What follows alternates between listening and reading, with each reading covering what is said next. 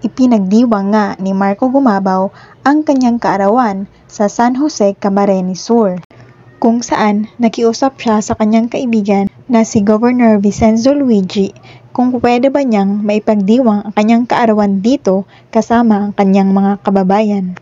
Kasama nga ang mga opisyalis ng lugar, naghandog sila ng Calamity Assistance Program sa mga tao rito. Makikita rin sa litrato na kasama niya si Yasef Pressman. Sabi pa nga niya, nakakataba ng puso makitang masaya kayo lahat at masaya ako na kayo kasama ko para sa birthday ko.